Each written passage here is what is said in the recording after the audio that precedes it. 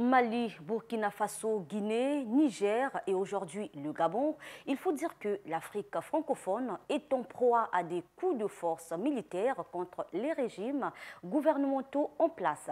Ce mouvement est-ce le fruit d'un simple hasard, sinon quelle serait donc la cause ou les causes fondamentales de ce revirement de situation où la démocratie est mise à mal? Regardez. Les coups d'État et les instabilités politiques dont les pays d'Afrique francophone peuvent être attribués à une combinaison complexe de facteurs politiques, économiques et sociaux.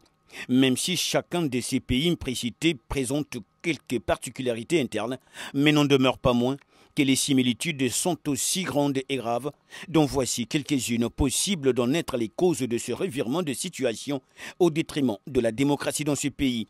Aux premières loges, la fragilité institutionnelle.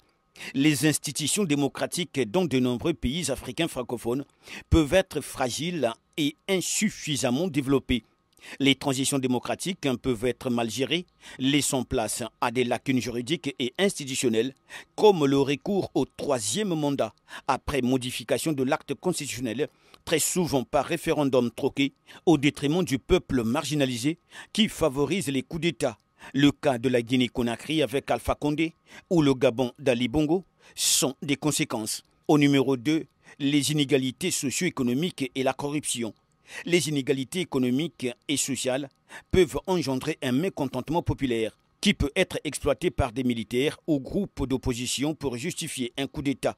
La corruption généralisée dans la politique et l'administration peut éroder la confiance du peuple dans le gouvernement en place et inciter des acteurs à chercher des moyens non démocratiques pour accéder au pouvoir. Le cas du Mali et d'autres en est une illustration. Au troisième loge, c'est le leadership déficient. Des dirigeants faibles ou autoritaires qui ne répondent pas aux besoins et aux attentes de la population peuvent susciter le désir de changement et d'alternance politique. Le Mali du Békin, le Burkina Faso de Roch Marc Christian Kaboré et le Gabon d'Ali Bongo peuvent s'aligner sur ce registre. En quatrième position, l'instabilité régionale. L'instabilité dans les pays voisins peut déstabiliser les régions frontalières et créer des opportunités pour des groupes armés ou des militaires dissidents de tenter un coup d'État.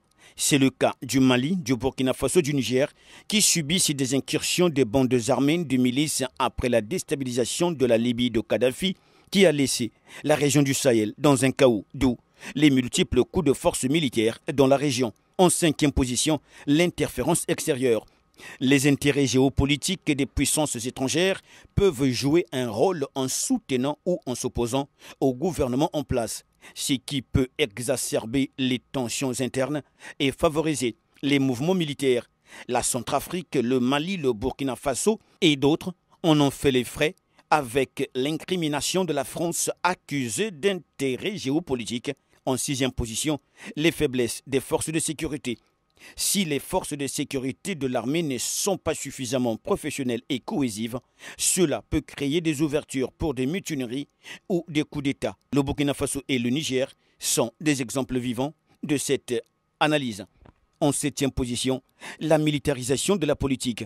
Dans certains de ces pays francophones, les forces armées peuvent avoir un rôle disproportionné dans la politique nationale, ce qui les amène à exercer une influence politique directe.